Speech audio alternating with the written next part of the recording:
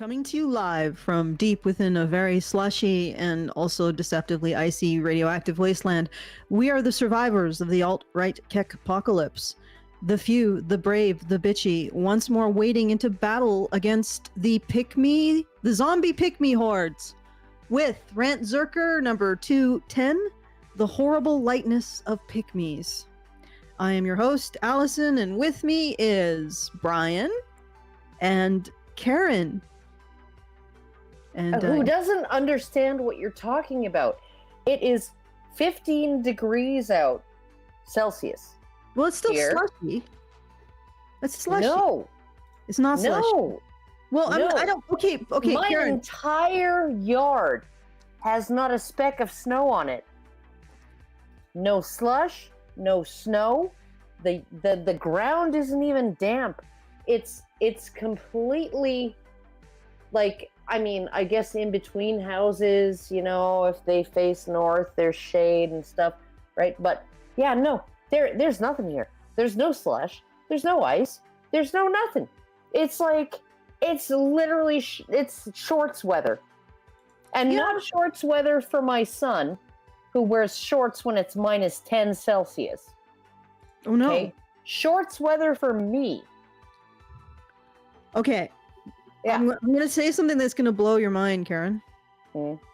I live about, what is it, 900 kilometers away from you? Yes, and that sucks for you. Yeah, so I am describing the weather where I am, not the weather everywhere in the world. I pity you. I pity you. I pity you. The weather here is beautiful. It's sunny. It's wonderful. It's vibrant. My dog spent an hour just sitting on the front porch, soaking up the sun. Okay, it's not bad here. Like it's warm. And not annoying me. Okay, so it's not exactly. I said slushy. It is slushy. It is definitely slushy here, but it is fairly warm. As long as you're careful, you won't break your neck on the ice. But there is still ice, so you got to be careful. You know, you got to. Yeah, no. All the ice. Penguin. All the ice was. Penguin waddle. All the ice was gone like 2 days ago here. Yeah, well, we had. Yeah, no, I don't understand why you haven't had a delivery of like +8, +9. No, we have. We have. It's just that we like. All right, we get a lot of snow.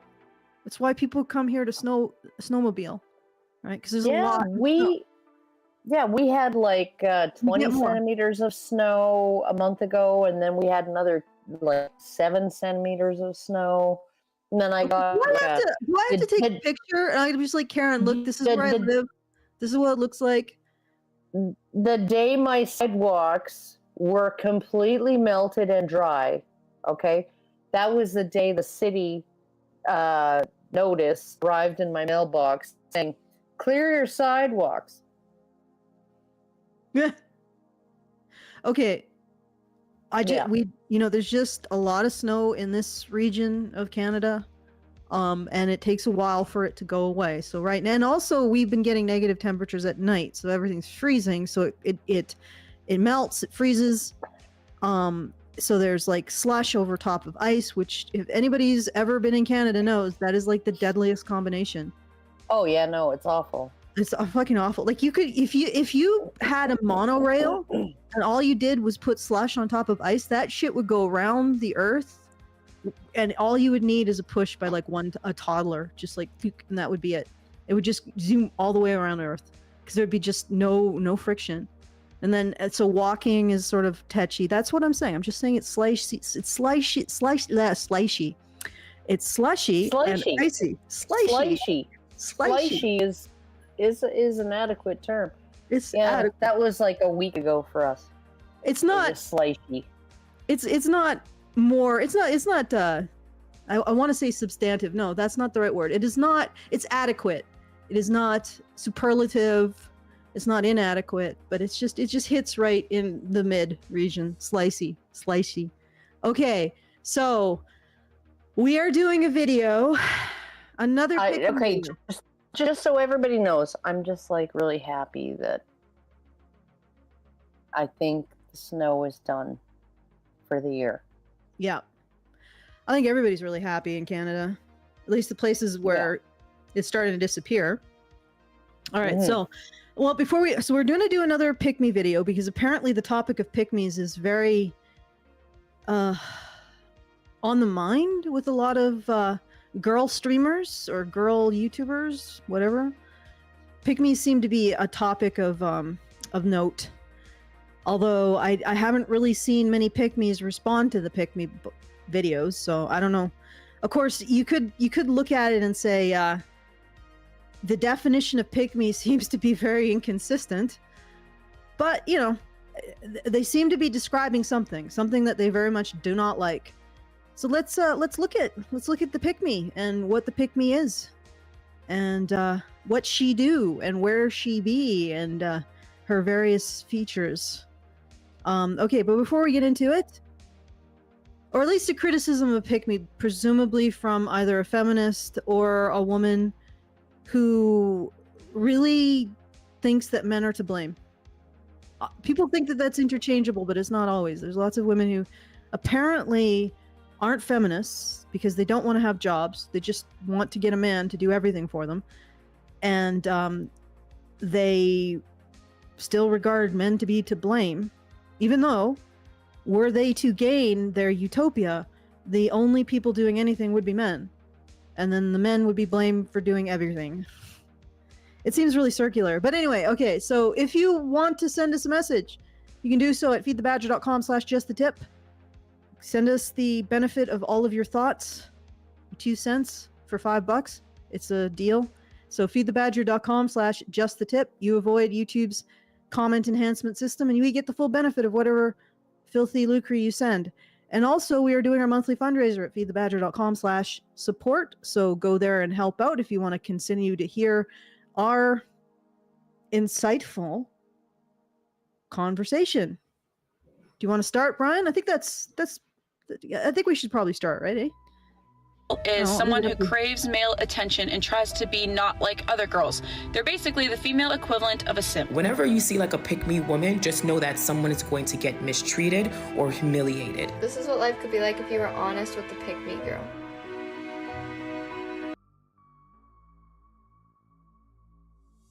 Are Pygmishas agents of the patriarchy? This is a rhetorical question for her. How to reset the dating market to benefit women. Does it not benefit women enough already? Like, how does does the dating market benefit men at all? Only the top 1% of men. Yeah, like, and the thing is that all right, you're right. It is the top 1% of men. 1% now? I don't know, like whatever the top, the apex of men, whatever percentage that might be. It's probably always changing, but yeah, I mean, it's always a tiny amount. The last time did we lose? Oh, we lost Karen. She dropped out. Oh no, we lost Karen. No wonder she wasn't interrupting me. Maybe I'll see if I can get her on text. Yeah, find out what, like, if she's having an issue. Maybe something happened. So the premise here is that the dating scene doesn't benefit women. I presume because they're not getting what they want out of it. And I'm guessing what they want is they want there to be enough top 1%, 5%, 10% of men to go around, which that's impossible. So the dating scene doesn't benefit women because they're not getting exactly what they want, even though exactly what they want is impossible.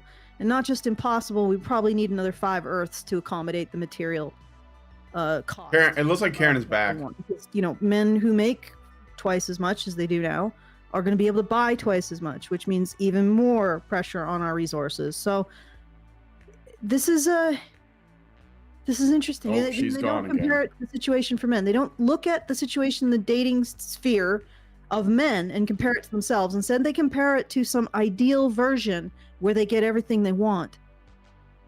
And yeah, if they don't, it's not serving them. Karen is back, but for some reason she's muted. How do you justify that? How does anybody justify that? Allison, can you hear me? Brian, or am I talking alone? Allison, can you hear me? Why are you muted? What the hell is going on? Hold on. Hello, can you hear me? Hello? Allison. What is going on here? Oh boy.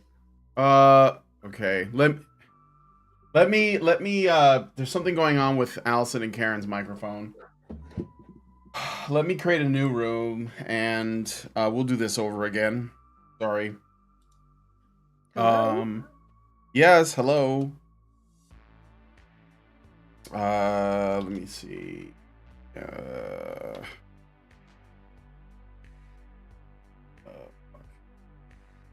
I don't know what is going on here, but it'll just take a second.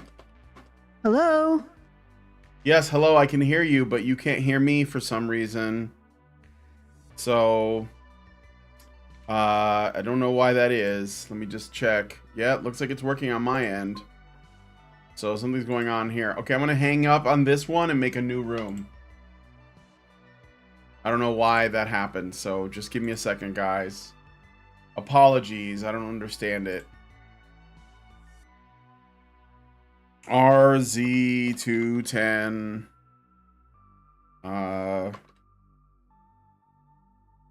Password.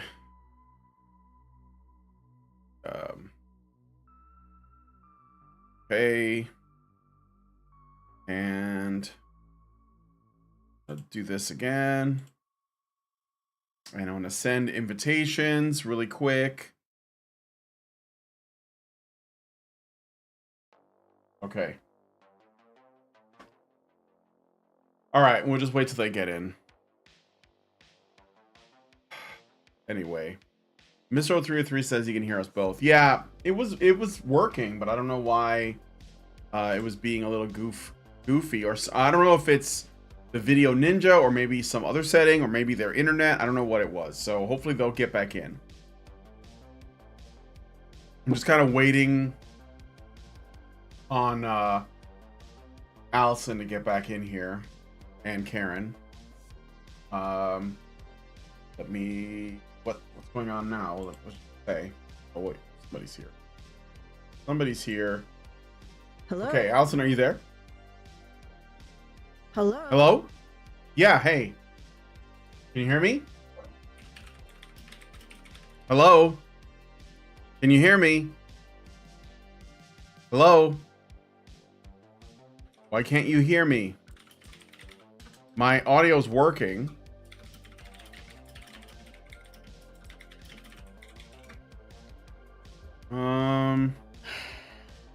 You just check. This looks good. For whatever reason. I don't know what happened. I think maybe we might have to go back to Discord. Still not working. All right then. All right, well, I'll just meet you in the Discord live show chat. Go in there and I'll see you there. I don't know why this isn't working. All right. Hello? Hi. Karen was just here. I saw that. What happened? I don't know. I have no Okay. clue. Just everything stopped working. Everything. And Karen crashed and then you crashed. Well, people were still able to hear me and you. Really? So, yeah. So But I don't couldn't know hear if you. it's I don't know couldn't hear you. what that is, but Are we still streaming? yeah, we are. I never stopped streaming. Oh wow. But So we're this still is live just one and all that. long chain of technical difficulties. Okay, well, I don't know what happened, but I couldn't hear you at all. At all. It's fine. It's not the end of the world. We're here. Yeah, Just we're waiting here. on now. Let's see if Karen can get in the Discord. There she is. Oh, there we go. There we go. Jeez, Okay, whew. should I close the video ninja? Yeah, you can close the other thing because I don't know if there was something wrong with that, but you Yeah, don't my wanna roll the dice computer on is it. blistering hot. Maybe When you have maybe both the open, gauge- yes, that's going to be an issue. Maybe the No, I age didn't of- have both open. I had Video Ninja open and Discord closed. I don't know. I'll see. That happened before when we were starting this thing, so I don't know Oh. why that is, but It's All right, okay. well, we're here now. We're here now. Who knew All right, that my Discord would be more computer is stable? still really hot. So, Thank you. My husband just brought me coffee. Is there anything running in the background? You know what, Brian? lots of things are always running in the background. The only two things that crash my computer... Oh, wait. There's a few things that crash my computer. Discord, Zoom, Skype, and Video Ninja. All right. Well, I don't know if we're gonna get any further with trying to. Sorry, guys. It's just massive It's fine. crash. Massive crash. I guess Brian kept the stream running, so at least we have that. Okay, let's get this back on track. Well, the stream never crashed. It was something to do with the audio. Oh, There was okay. some issue All right. with that. I but- couldn't hear you, Brian. That's why I. Well, my computer just, turned off, so... Yeah, and Karen's computer turned off. weird. My computer decided to just not... I literally couldn't hear you at all, Brian. Nothing. So I left and I Okay. returned and still nothing. Well- But, it's good now. Be that as it may, we're here. We can It, continue. here. it appears to be fine. Yes. In fact, my computer is cooling down as we speak. I'm feeling the underside of actually- it. I'm actually... Whatever was wrong with Discord seems to be gone for now here. Maybe we can return to Discord. Who knows? Maybe we need to give Video Ninja a break for a bit. Well, I don't know. until they address those issues. Okay, It overloaded my computer and made it shut down. So for those of you who are joining us just now, after that rollicking interaction with technical difficulties. Walloping, trolloping sauce bottle. Yeah, that walloping, Of- trolloping sauce bottle Yeah. of technical difficulties. Mm. We have apparently got our thesis. Do you want to play it again, Brian? It's only 18 seconds. Yeah, well, just we to only read. missed 20 seconds, so Yeah, so let's just let's play it from the again. beginning. Join my call. Here we Yeah. go. So pick me. What is a pick-me? Pick-me girl is someone who craves male attention and tries to be Oh, not listen to like the other music. girls. They're basically the female equivalent of a simp. Whenever you see a pick-me woman, just know that someone is going to get mistreated or humiliated. This is what life Okay. would be like if you were honest with the pick-me girl. All right, let's stop. Stop. Okay, so this is their thesis. First of all, that the dating market doesn't benefit women. Does it benefit men? Seriously. Is anyone going to argue that it benefits men? Karen, are you there? It benefits some men.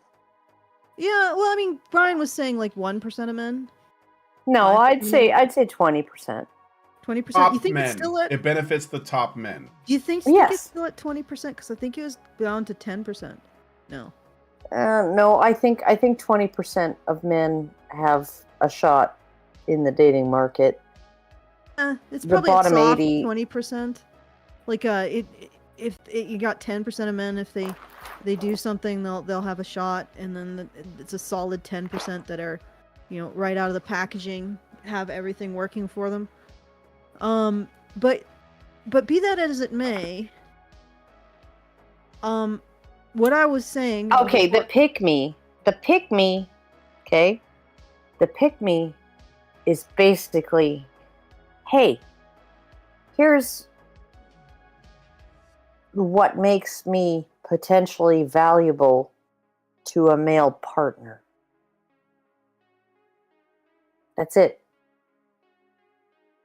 So Okay. I would like to be picked Okay. based But- on the things that make me potentially valuable to a male partner. I think what they're thinking of is that pick-mes are scabs, so they're actually settling for men who aren't the top value men, who these women don't want anyway. Yeah, I'm no. not exactly sure what the problem is, because the thesis seems to be that the pick-mes are undermining other women Yeah, no, in the dating market, like scabs undermine the union, right? Because they Yes, take the yes, jobs, yes, The union but- doesn't. But the problem is that the pick-mes aren't after your jobs. No, We're because not taking you're your not gonna. jobs. Yeah, no. Well, okay, because the idea is okay behind a union and vilification of scabs is that if other people are willing to do it for less, right, then I lose my cushy position, right? Yeah, and being a bare minimum woman. Yeah. Not even or zero sum. Yeah, no, and so you have a situation where, okay, so 80% of women are looking to, they're vying for 20% of the men, and nobody cares about the bottom 80%. The only people that care about pick-mes, right, are the people who are vying. Like, pick-mes don't care about other pick-mes, right? Like what they're describing as pick-mes, which are people like me and people like you who are just like, well, here's who I am. I'm low maintenance. I'd like a partner, and I'm willing to. Low maintenance for a woman. Let's be fair. Yeah. For a woman. Yeah, and all women are high maintenance. I don't spend a lot of money. I don't spend on frivolous things, and I'm willing to put in some effort and all that stuff, right? And it's not necessarily effort aimed at making myself attractive to other men, right, who could maybe snatch me away from you. It's basically just like, I'm willing to put in the effort to cook you some nice meals and make you feel good on your birthday, and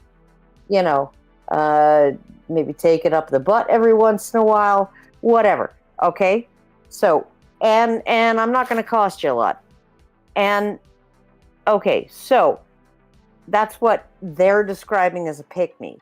Well, but alternatively, Hannah Cox described a pick-me as a woman who's very critical or passive-aggressive towards other women, which, well, I am critical and passive-aggressive towards other women, because I'm like, what the fuck? You're a solid 6, and you want the quadruple 6, the 6 inches, 6 freaking feet, 6 figures, and 6-pack, and you're not going to settle for anything less? That's not. You're 33 years old, bitch. Okay, that's not passive-aggressive. Your eggs are stale. Your eggs have a pallor of. Yeah, and you're in a rush now. So the first date is the fucking broaching of the conversation about, I'm gonna need you to impregnate me at least twice. Oh, good Lord. Right? Okay. So like, why would Okay. Us pick-mes. Yep. Okay. Yep. We're like, hey, everybody, look at reality. Yeah. Right? You can go for that 34-year-old woman with the Cardi B freaking pointy fingernails, right? Right? And the $1,800 a month spa bill, right? Okay, you can think about her, right? She's 34. Her eggs are stale. She's not going to give you any kids. And if she did give you kids, she'd probably stab them to death with her freaking Cardi B fingernails. Oh, because there's nobody who can wash a fucking dish with those fingernails. Okay, so you can go for that, or you can go for the woman in the plaid shirt who's able to like freaking tighten a screw or spray some WD-40 on a squeaky hinge. Okay? You can go for that bitch. All right? And she might not want to work. She might not want to work while her kids are small. But, you know what? She's going to provide you value, and she's not going to demand a ton. She's not going to be high... And the fact that she's putting that out as a signal, right? And she can provide you with healthy kids because she didn't wait until she was 35 years old before she started demanding somebody impregnate her, right? Okay, so you can go for the pick-me, or you can go for the Hannah Cox. Okay. Lip injections.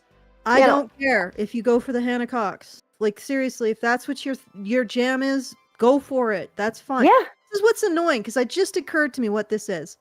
We have a buffet, you know, because for every woman, there is a man, because we're roughly equal when it comes to population. Maybe there's an excess of women, probably because we kill our sons, but that's another story. So there's a buffet, right?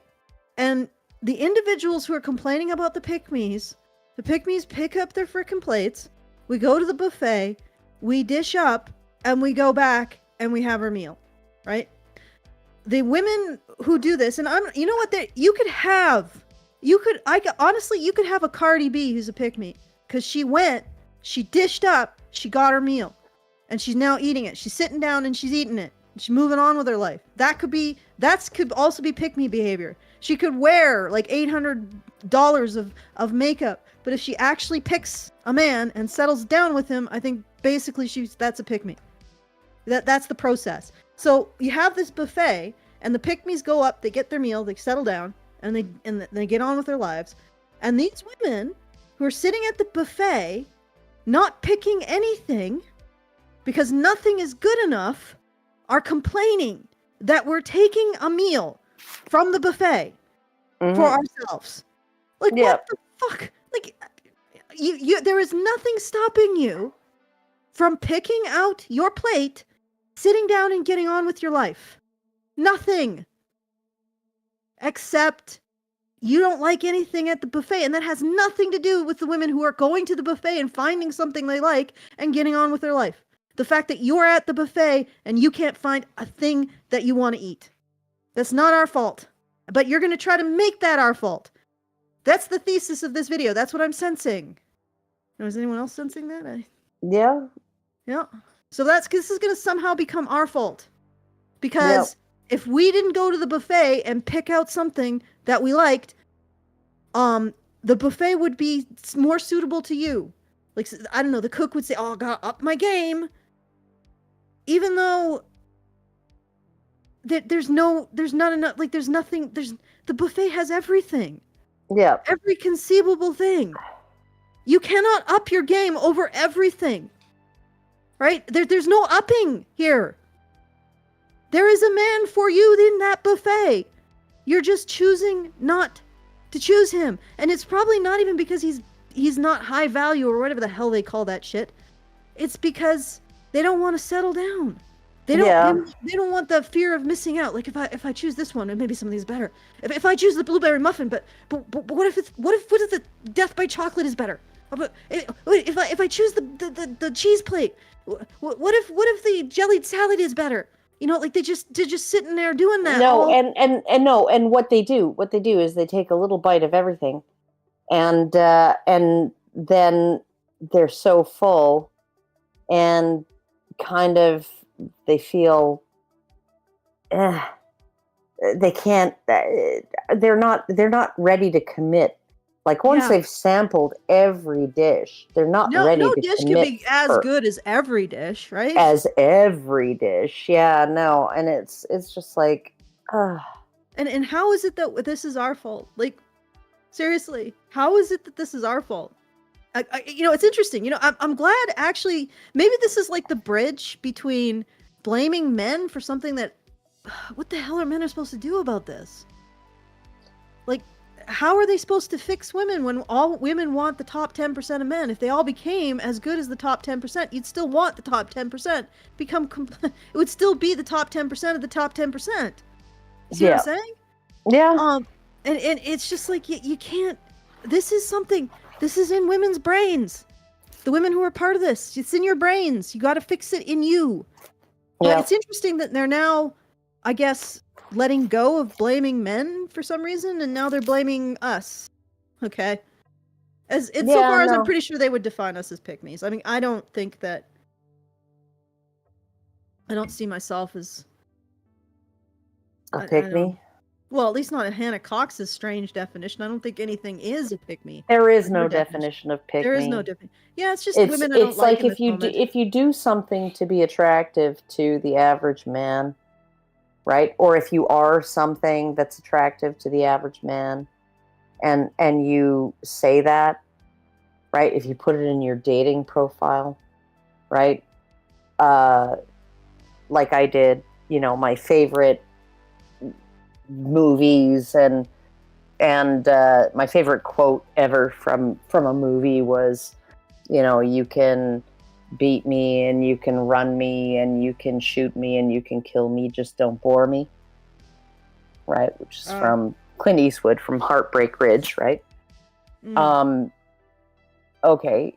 Yeah, no, that is literally one of my favorite ever movie quotes. I'm not faking that. So I put it out there. Faking everything. Yeah, no, I put it out there. You're And just doing that to attract a man. And you know, my profile photo was me holding I was sitting in my living room chair with my, I guess he was probably about 4, maybe 5-year-old son in front of me, and I was kind of had my arms around him, and we were both smiling into the camera, and my daughter took the picture, and that was my profile photo on dating sites. And yeah, you're completely authentic to who you are. Yeah, no, I've never been on a dating site. I've never been involved with that at all. So I can't even really comment on it. But we should probably get a little bit further in. All what do right. you think, Ryan?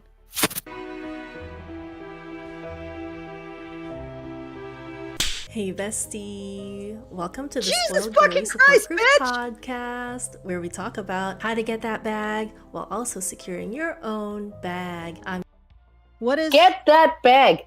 Get that bag. Yeah, no, get the cash. Yeah, no, get the cash money. Get the freaking payoff. Get the bag. Yeah, while making sure you keep your own bag, right? Yeah. This woman, I never thought, like, when I'm watching her, I actually I miss Hannah Cox. I'm gonna say it. Like, this woman makes me miss Hannah Cox. Yeah, no, because she's just like, how do I exploit the opposite sex? She's female dating strategy, basically. Without having to give anything up. Yeah.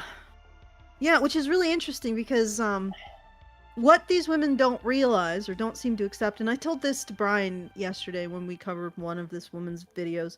Incidentally, if you just want to bow out of even responding to this, Brian, I'll understand. You just want to break from her. But I told Brian yesterday, what these women are trying to get these men to sign on to is watching them age. If you think about it. Like, if you want to get, this woman wants to get a man to sign on to watching her get old and lose whatever value she is presenting, because she doesn't want to give a man any kind of emotional value. She doesn't want to give value, any kind of practical value, economic value, spiritual, yeah, forget it, right? So all she's giving is her physical value, which will degrade over time. And I sent Brian this picture. And honestly, I think that this is the best case scenario. I don't think she's going to age as well as this woman. Because at least this woman looks like she smiles. You know, she looks like she has grandchildren and she enjoys baking brownies for them. You think that woman's going to age that well? No. But that's what men are signing on to with this woman. Like, she won't, like, women don't acknowledge that. Well, men aren't signing on to this woman because she's holding out for the man who's going to give her a bag and let her keep her bag. Yeah, she's handing out for that. But my point is that when they say that they are offering so much in a relationship, they aren't. No. You are, what you're offering, what you're handing a man is the opportunity, the benefit to watch you turn into that. And I'm not saying that as this older woman is a bad person, but it's inevitable. Like, when you want to get a man to commit to you, he's got to commit to you and recognizing the fact that you are going to grow old. Yeah, no, he's got to look at his mother-in-law and realize he's staring into his future. In the future. Into the future. And that's what men are committing to. And believe me, men know this. Mm-hmm.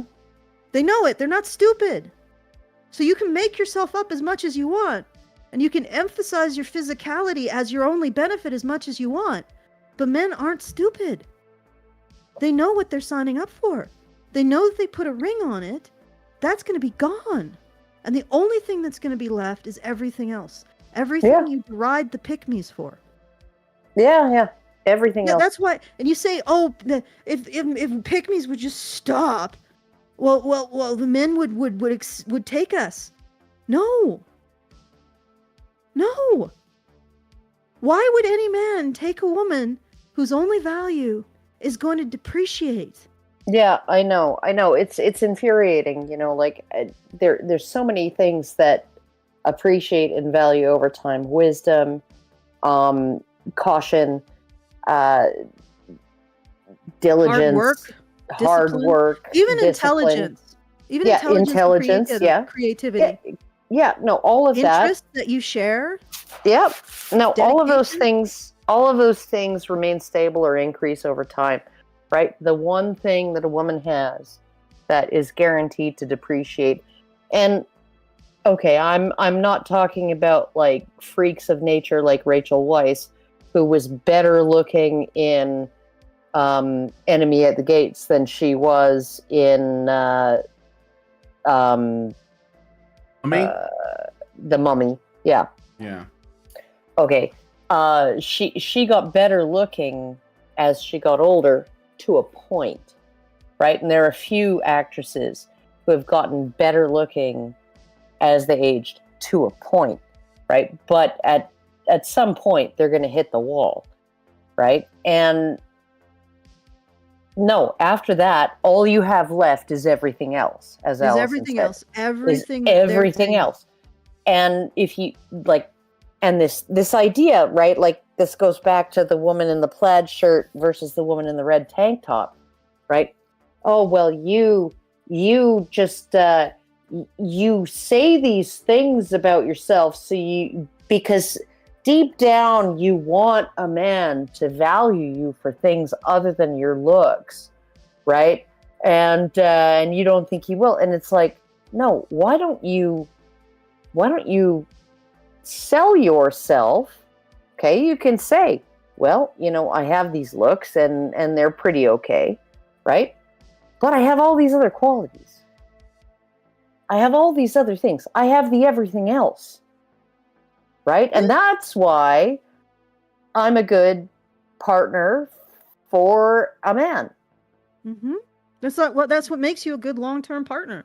You have something. A man looks the at everything you else, right? And these people who are saying, oh, you're a pick-me because you point to the everything else, right? That's just because you only want to promote your looks and the fact that you don't have to wear a lot of makeup. And it's like, no. She's pointing to the everything else. Because, one of the things that I always found interesting about young women, because I worked with a lot of young women, when I was waiting tables. And it always struck me, right, that they went over the top, just over the top in terms of making themselves up, in terms of dolling themselves up, right? The amount of money that these young women spent on makeup that they didn't have to spend, right? And then maybe might have been 3 years ago. I'm sitting in my favorite steak and pizza place here in near where I live, and this young woman, she says, as I'm getting up to leave, she says, "Karen," and I'm like, "Oh, hi," and I didn't recognize her because she was always completely made up when we worked together at a different restaurant. And now she was like, her hair was, just kind of not dolled up, and she was wearing like a beanie, like a Tim Pool style beanie, no makeup, right? And I was like, hi. And she's like, it's Jessica. And I'm like, oh shit, Jessica? Right? I didn't even recognize you. She was still gorgeous. She was still gorgeous. I just didn't recognize her because she wasn't wearing 18 layers of makeup on her face. Right? And I'm just like, oh, it's great to see you. And she was like, I really enjoyed our talks when we were working together. You were always telling me about how, female sexual market value and, and all of that stuff and, men and women and blah, blah, blah. Like, she literally said this to me. And it really helped me. And I was like, because I was always telling her, you don't need to wear all that stuff. You don't need to spend all that money. Just, you don't need to dress slutty. You just need to show off your curves, right? Show off your posture because you got perfect posture, right? And show that you have a healthy, vibrant, shiny head of hair, right? Stop destroying it with dye and bleach, right? And don't kill your skin with makeup because it actually does destroy your skin over time, right? And you'll find a man. And she had found a man. She was with somebody, and she introduced us. And she was with him. She'd been with him for like a year or more. And I'm just like, well, yeah, no. And she's the pick-me. She gave up on all of the pick-me shit, right? All of the shit that you do superficially to be picked, and she concentrated on the stuff that actually adds value to a relationship. Well, but the thing is that you have to accept, if you take away all of the makeup, right? Mm-hmm. You have to, like, because what I think that we're seeing, did I talk about the Topi antelope on? Mm-hmm. Yeah, that this is the Topi, the female, like, aggressive female Topi antelope strategy. Yeah. You can't get a top man, so you try to somehow fake your way in between the top male and the top females, and the makeup is essential to that. It's their camouflage. Yeah, and the inserts into the bra and stuff. Yeah. Yes. Yeah. And the funny thing is that a lot of these individuals will mock the fact that men will be like, well, I'll take her swimming for a first date. Well, it's because, again, they're signing on to watch they want asset to see. depreciate. They want to know what they're getting. Yeah, they want to see what's underneath. Yeah, it's like all those layers. It would be like a spice merchant getting pissed. She just gets infuriated when her customer is just like, well, let me just shake the bag a bit to see if there's a rock in here. Yeah. This saffron's pretty damn expensive. Let me just poke it a bit to make sure there's no rocks in it. And then you can imagine the spice merchant go, oh, that's toxic masculinity. Oh, I can't believe you don't believe women. It's like, dude, he's gonna be investing in watching you age. Yeah, You'd at least like to see the starting point.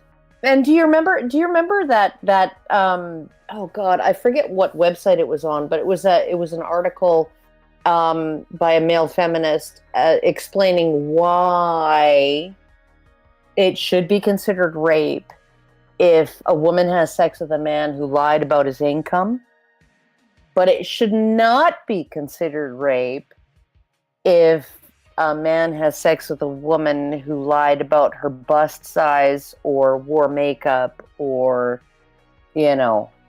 lied about her body count or... I think both is it's not, you're stretching. Yeah, well, okay, yeah, no, but, yes, but, okay, so you lie about your actual value to the other person and you get sex, right? But it's rape if a man does it. It's not rape if a woman does it. If a woman deceives, right? It's not rape. And I Yeah, no, that is like women are, and then they say, oh well, how dare you say women lie? And it's like, well, I'm not saying that women are more prone to lying than men are. I do think they are, but I'm not gonna say that. I'm not gonna like assert that. I think it, but I'm not asserting it. You're asserting it here. Okay. All right. Keep going. I'm not asserting it. I'm asserting that I think that, but I'm not asserting it as a fact. Okay. Okay, but It's an opinion. yes, it's an opinion. But women get away with lying Yeah. way more than men do. Yeah. Yeah. You remember that Nova Scotia case with the holes poked in the condom? No, I don't. But I'm Oh. guessing that she wasn't charged under the No. tampering with birth Okay, control. okay, just listen. Okay, so this guy and his girlfriend, they hit the rocks, right? The relationship is on the rocks, and they're having problems. And he decides that what could save the relationship is a pregnancy, right? Having a baby. That'll rescue the relationship, right? So he pokes holes in the condoms, right? And then she gets pregnant. She still dumps him, and then she got pregnant, ends up having an abortion, right? And then when he found out that she was dating somebody else, he called her, and this is the only reason he got caught. Okay, because condoms fail, right? So there was no reason for anybody to suspect what he'd done, right? Because condoms fail, right? They're not very reliable, right? He called her and said, "Don't use the condoms in the nightstand because I poked holes in them." And then she complained to police, and they brought a charge of rape. Okay, it was sexual assault, because it's Canada. We don't have a rape statute. We have sexual assault, various degrees of sexual assault, right? He was charged with aggravated sexual assault. The sexual assault part was the sex without consent part, informed consent, right? So she agreed to protected sex, and he tricked her into having unprotected sex. Okay, so that was the sexual assault part. The aggravated part was the injury of the pregnancy and the abortion. Okay, and the judge, in his ruling, basically said that yes, this was aggravated sexual assault. The sexual assault was based on her lack of informed consent, or just basically consent. And the aggravated part was because of the injury of the pregnancy and the subsequent abortion. And but he specified in his ruling that this could not be used in the reverse. If women lie about or sabotage birth control, okay, they cannot be charged with sexual assault because, okay, even though his own ruling said that sexual assault, the finding of sexual assault, was based solely on her lack of consent, informed consent, right? The only reason sexual assault can occur is if there's a risk of physical injury. And he basically said financial injury and psychological injury don't count. They don't count. That definitely restricts sexual assault. Looks like So, the only people who can suffer sexual assault through basically reproductive coercion, okay, are women, because they're the only ones who can get pregnant and therefore physically injured, even though psychological and financial injuries related to that pregnancy don't count. And even though the actual sexual assault, ignore the aggravated part, The sexual assault thing is solely based on informed consent. So just right? doesn't And doesn't count for he men. ruled it out in his ruling. Men can't take advantage of this to go after women who lied to them about birth control or poked holes in the condoms or, tricked them into, fathering children they didn't agree to. Even though Yeah. that's classified as reproductive coercion by the CDC, Yes. and Yes. women do more of it, Yeah. statistically. But let's. I'm not exactly sure how we got on this segue, but let's do a little bit more because we're only All right. like I'm your host 33 seconds. Al, and let's get into it. Today's episode is about how pick-mes are agents of the patriarchy and how to use that information to reset the dating market to benefit women. But first If of you think all, that- what is the patriarchy? Reset the dating market to benefit women. The entire dance is controlled by women. Yeah. The only complaint that women have is that the top 10 to 20% of men aren't accessible to them. Yep. Okay, so what is the patriarchy? Let's find out. Let's see the wisdom of this woman. Oh God. Okay, here we go. The patriarchy is defined as a social organization marked by the supremacy of the father in the clan or family, the legal dependence of wives and children, and the reckoning of descent and inheritance in the male line. Having our That doesn't exist. That doesn't exist. That doesn't exist anymore. None of that. Yeah. None of that exists. Nope. Having our societies, but she's going to say that everyone, including men, okay, she's basically live going to under say the patriarchy, and thus have stop. to exist under the male gaze. Men. What? Okay. Oh, that go was back. what that escalated quickly. Yeah, that did escalate rather quickly. So do they What? exist under the male gaze even in those cultures where Okay, women wear none of this. hijab? Okay, none of this. What she said, what she defined as patriarchy, exists in modern Western culture. Period. Yeah, but she's saying that Mothers get custody, right? Mothers decide whether they want to have sex or not. The dating market is controlled by women, right? Okay, none of this exists. Okay, but here's the thing. Let's not get too much into the weeds because she's essentially saying that pick-mes are ultimately responsible for the problems in the dating market, right? So right there, obviously it's not patriarchy. Obviously it's because us pick-mes are controlling the dating market, and she's going to lay out On her behalf thesis. of the patriarchy? I guess she's going to lay out her hypothesis on how we use our power to distort the dating market. That's what I think is going to happen. But, she could go anywhere because this individual doesn't really make a consistent point. But, okay, let's keep going. And seek the attention and validation of their fellow men, and they use women in the process. Women, in turn, must seek the validation and attention of men so that they can get resources, safety, and status. Basically, please the male gaze, you please the patriarchy. this is Okay. not a video about the patriarchy and if it's a good thing or a bad thing, and if it's a bad thing, should we dismantle it? This is not that video, okay? But the thing is, we exist Dismantled. in this system, and you know what I always say, bestie? Don't get mad, get paid. Oh yeah, if you're new Okay, here, wait, this wait, is wait, all wait, wait, girls wait, wait, club. here. Wait, stop. Okay.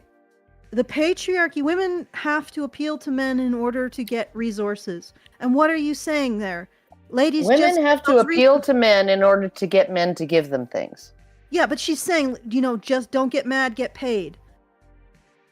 All Yeah. right. Well, no wonder you don't want to smash the patriarchy, because the only way you're going to get paid is if it exists. No, but it doesn't.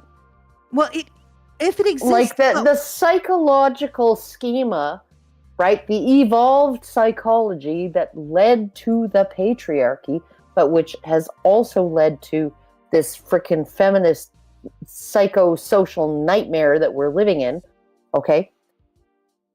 That is dependent on evolved. It's all about evolved psychology interacting within an environment and a set of conditions. right? She's saying, the patriarchy is, male leadership of households. That doesn't exist.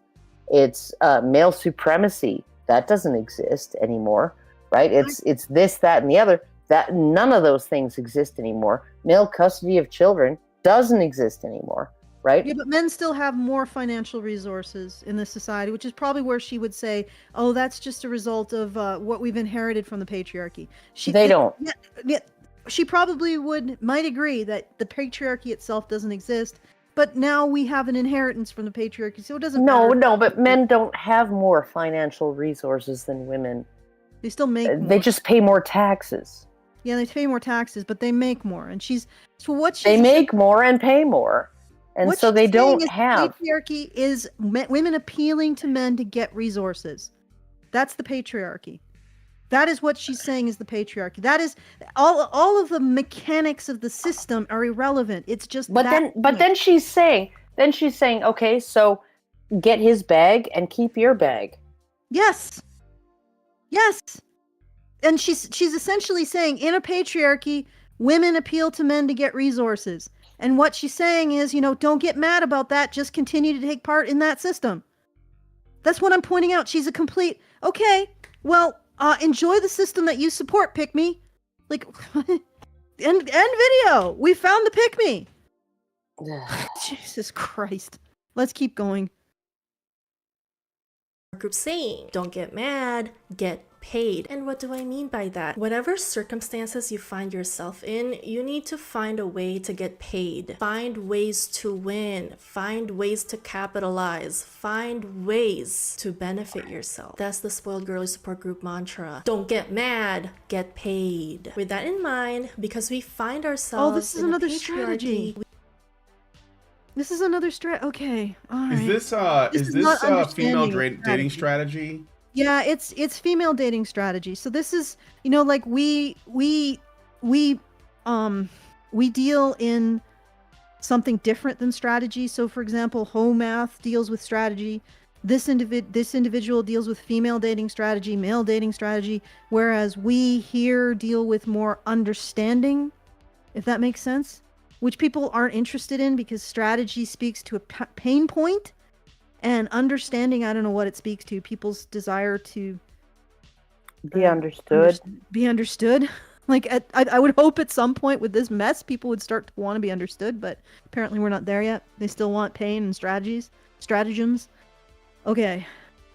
It just occurred to me that this is more strategy. We are going to do the thing to benefit ourselves within this specific system. What really grabs my gears about the pick-mes is that they are using the most inefficient strategies to exist in the patriarchy, and because of their inefficient strategy, they are disadvantaging not only themselves but also every woman that has to share a dating market with them. For you to Okay, so obviously this is another individual who doesn't understand the concept of wanting a companion.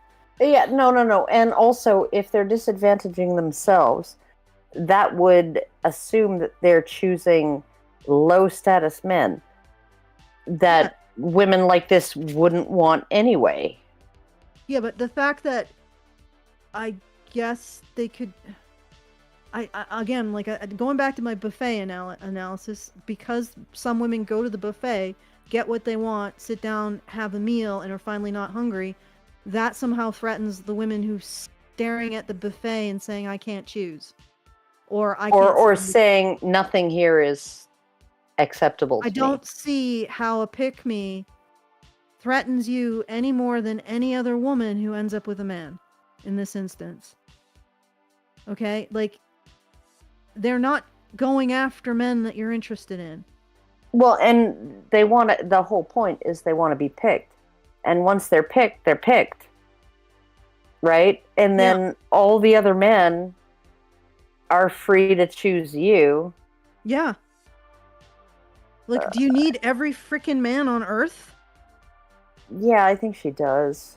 Are you comparing every individual man to the... She wants all the bags. You want all the bags. Wow, this woman is really gonna be miserable.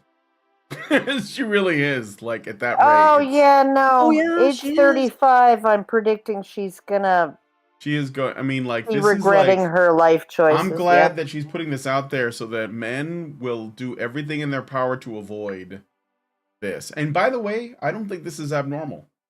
I think this woman, this attitude, I think it's way more common than people standard, would care yeah. to admit. Yeah, no, really typical. Like it's just common. remember, you know, like any guy who's watching this woman, you know, put the other image up. Then the end of the day, this is what you're marrying. There you go.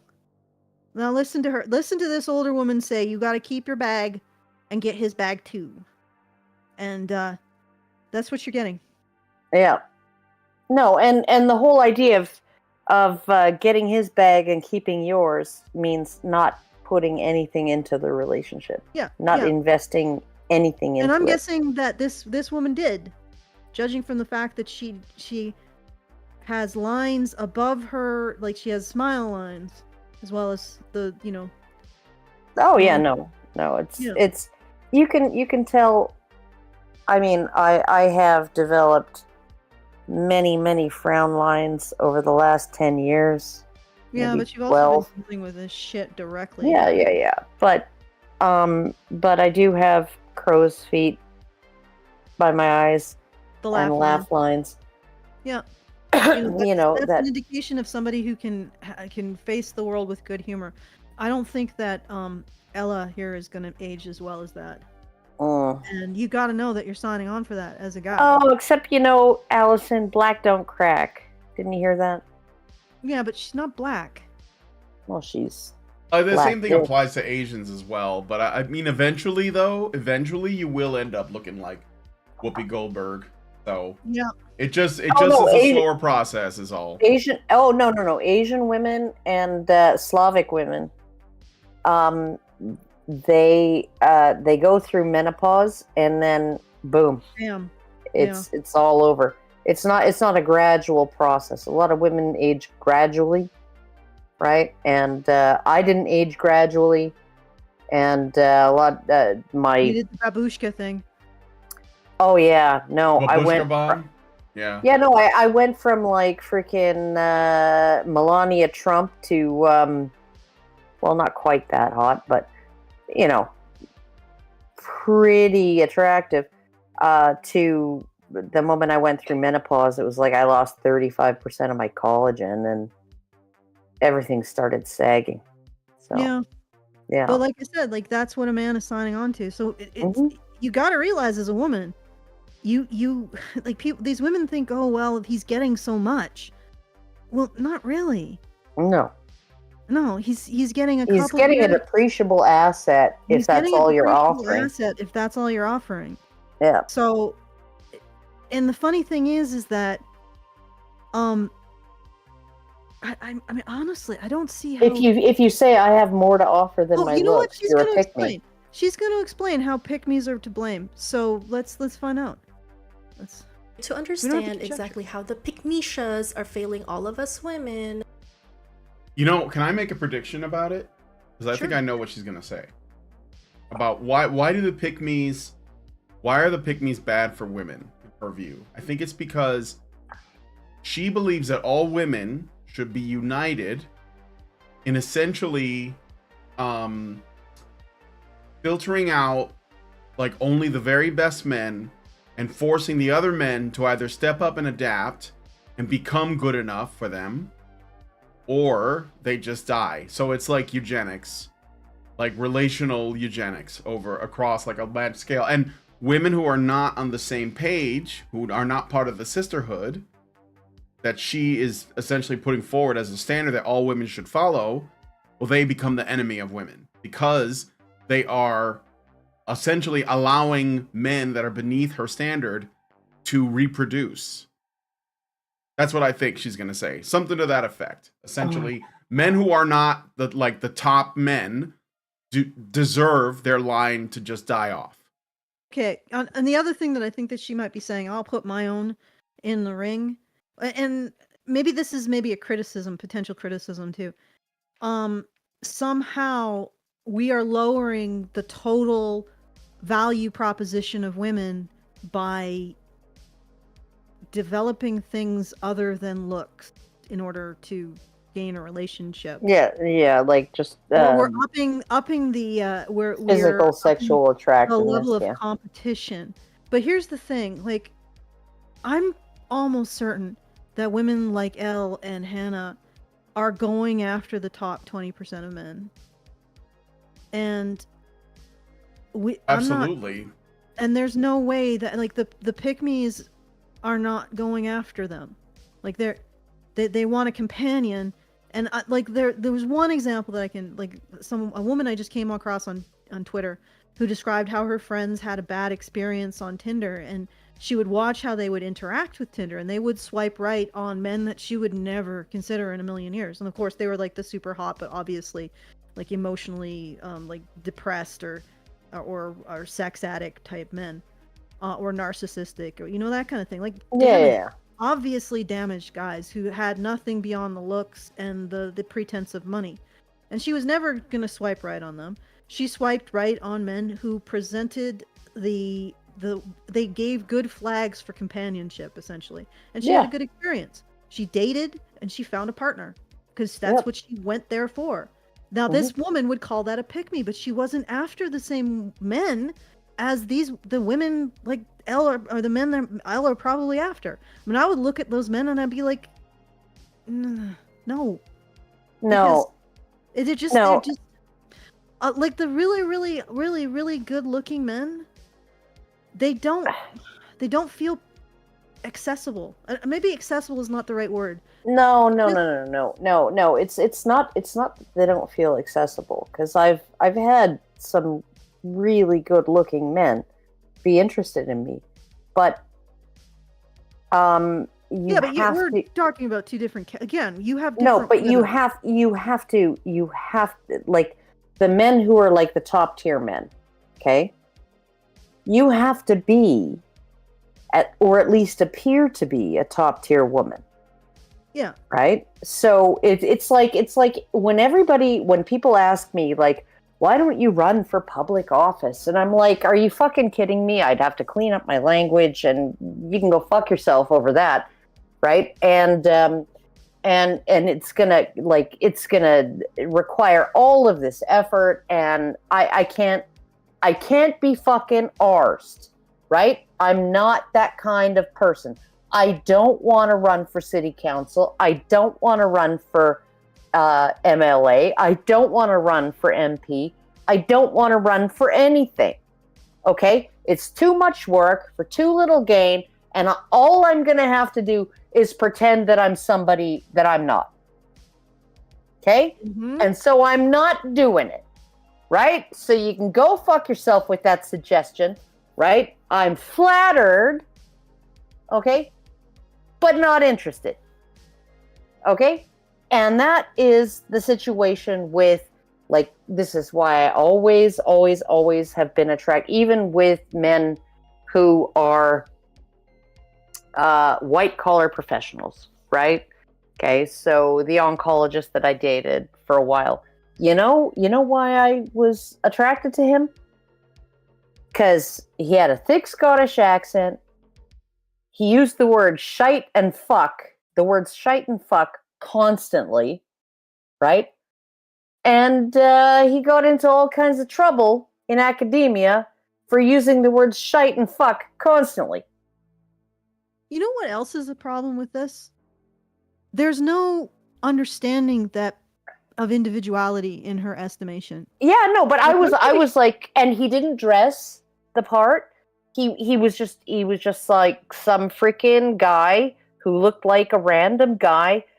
He happened to be a world famous research oncologist, and we got together on a dating site, and I found him really interesting. And I was like, this is the kind of guy that I wouldn't have to dress up in public to be around, and I wouldn't have to put on my P's and Q's. I could just be myself when I'm with this guy. Right? Yeah. And that is why I dated him. If he had been a research oncologist who always wore a suit and tie, right? Yeah, no. It wouldn't have worked. Yeah, because you wanted to be yourself around him. Why would I want to be with someone like that? Why would he want to be with someone like me? I'd have to pretend all the time. I'd have to be like, I'd have to act like my older sister, right? And wear little black dresses and chunky necklaces and, you know, and always poof my hair, right? Okay. Yeah. But I just wanted to get to my statement. Which ties into what you said. I mean, yours was an anecdote of that. That idea of individuals finding people that they can be with is completely absent in her analysis, at least as far as I know, because she's analyzing this as like women should, as a universal unit, should exert force. So I should sacrifice my happiness so a more attractive woman like her gets a better man. No. How about no? No. Like, no, I'm gonna choose my companion, and you can go suck it. Okay, yeah, no, I should deprive myself of being picked. So exactly. That you have a broader buffet. You have a longer, more varied buffet of men. Men have more pressure to adhere to her standards. Yeah. Like, wait, okay, well, what's in it for me? You said you gotta be paid, right? You gotta look at what you get out of it. Well, I don't see any benefit with associating with your thesis so far, but who knows? Tell me how I'm no, I'm not seeing any bag here other than her. No, only yours, lady. She's a gigantic freaking bag, but it's not full of money, it's full of crap. Yeah, basically she's saying pick-mes are threatening my bag. Well, too bad. I'm still gonna get mine. You just said, look out for your own benefit. I'm not seeing a lot of my own benefit in what you're proposing here. But I have my nice, modest bag. Well, I mean, granted, it's 666, but you know, like I'm with a man that I really appreciate and like, and as much as he annoys me at times, we get along. There was a touch and go time there, you know. Oh, it was like we had issues in the beginning, but no, I don't let you go. But the thing is that I've been through, at least tangentially, I'm not been through like you have, but I've been listened to you. You know, like I've been on the journey with you, but not on it. You know, like, yeah. No, you've heard me. You've been a sounding board for it, and it's not been easy. It's not been easy, and he's not. He had a rough road to hoe. Oh God. Career. Yeah, and super and you rough. Supported him throughout all of that. Career, health, everything. Yeah. And at the end of the day, we're together, and I love him, and there you are, and now you have 666, and this is something. I only want to kill him every other day. And that was something that she said in the other video that we did with what I did with Brian yesterday. This individual woman, she said, "Don't build a man up." Oh yeah, no, don't help a man build himself up. Yeah, don't help boost him. So essentially, what would have happened in your instance is that you wouldn't have gotten with Mike, right?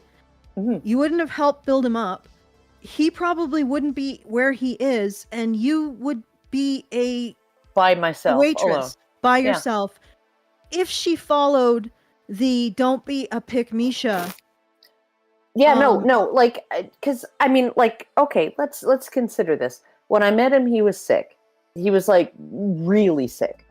Okay, and then he got a really temporary job, a contract position doing research, and like when I met him, he was still a student, but he graduated. Then he got a temporary contract position for 2 months finishing a project that had been abandoned, a year-long project that had been abandoned 2 months in, right?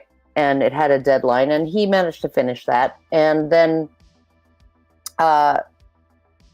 he couldn't get another job, so he got a job at a bakery and working graveyards, and so he was kneading dough and all of that. And then he was applying for jobs in his field, all over the place, and he wasn't getting any bites, and he was just getting sicker and sicker and sicker. And so we started looking into a disability pension for him, and then I started going online and trying to investigate what his symptoms were and what it could possibly be. And I thought I found it. And he went into the doctor, and she said, well, we really try to discourage people from diagnosing themselves on Google. And then she looked it up, and she was like, holy shit, I think this might be it. He'd been dealing with 8 years of this shit at that point, right? And so then we went through like a whole bunch of medical tests, barium swallow and scan and bone scan and frickin' bone marrow biopsy and all kinds of shit, right? He had to get these tests and to try and confirm the diagnosis, and they couldn't. And then the hematologist finally said, okay, well, we can't confirm what you have, but there's this medication. We're going to go with this diagnosis as tentative, right? We think it's this. There's a medication. It's benign. It's just like an asthma medication. So we're going to put you on that and see if that helps. And so he went on that, and boom. It was like night and day. And then he started getting jobs, and I helped him secure those jobs, and and then all of a sudden everything started coming up roses, and it was wonderful and everything. I was the primary breadwinner for the first 3 years of our relationship, right? So I'm just like, and now, like 5 years ago, I was just like, yeah, no, I'm not going to work anymore. And he was like, that's okay. Okay, so what you're dealing with is a situation where you help build him up. Yeah. And now there exists a man who is 6'6", right? Yeah, and he's happy to carry me. Did not exist before you built him up. Yeah. And she's saying, well, what you should have done is you should have walked away from him, Karen. I know. And you would still be a waitress. Mm-hmm. You would still be working, slinging hash on tables. Yep. And Mike would be, I don't know, a statistic? Yeah. Like, this is he'd be on a disability pension. This woman's opinion of what we should do with our lives and what we should focus on is total rubbish. Yeah, no, it's like, how can you get with somebody, right, in a relationship in whom you are not willing to invest? But they don't recognize that. You want their bag and you want to keep your own. Yeah, how does that even work? Well, she wants that to work. She expects it to work because, the logic, you should be able to have your cake and eat it too. So you should be able to eat your cake and still have it somehow. But you should. I want to say, you should get their bag and keep your own. Any man who's looking at this woman, you're signing on to watch her age. And nothing that will be left except everything else she brings to the table, which she refuses to bring. Which is nothing. Okay, so what kind of man is she actually after? She's after a Leonardo DiCaprio. And let me tell you, lady, you've already aged out of that market. Yeah. Like, seriously, no, you're not going to get a man like that. A man who will only entertain a woman for a year between, like, the years of 19 and 20. And then that's it. She's gone. Well, okay, 19 and 25. Okay, 19 and 25. To be fair. Let's be generous. Okay, but then she's gone because he's not interested in watching you age, and he doesn't have to be because he's top 1%. Yeah, a percentage of a percentage. Yeah. No, and if you want a man who's willing to watch you age, you got to have something else. You got to be a pick-mesha. Okay. Well, you gotta show some value other than what's going to depreciate over time. Yes. So. Okay. All right, I got a super chat. I'm gonna read it really quick. Tyler Preston gives us $5 and says, I'm gonna bet that she'll bring up tomboys as being pick-mes by being the cool girls society conditioned them to be. No, yeah, no. Hannah Cox already did conditioned that, me. but yeah, it's possible. I mean, if it's a common talking point, then you'll probably hear it. Let me show you a video. When we talk about pick-me girls, we're talking about girls who have deeply uninterrogated internalized misogyny. Basically, they're parroting back what they know to be the ideals of the people in power, i.e. men. Oh, you know, hey, Mike was the people in power, Karen. Yeah, no, I know. My husband, you know, he was also a people in. Are you fucking kidding me, bitch? And then in the same breath, you're saying that we're lowering ourselves to men who are lesser. Well, those men aren't in power. Like, how could these women just be consistent? Be consistent. Like, are pick-mes lowering the tenor of the dating by dating down? Or are we appealing to the men who are above everyone? Like, which is it? Like, and look at her. I'm not girlfriend. competing. Listen to this wisdom, girlfriend. I'm like, what? This woman has just contradicted you. Like, do you not see that? Do you have object permanence?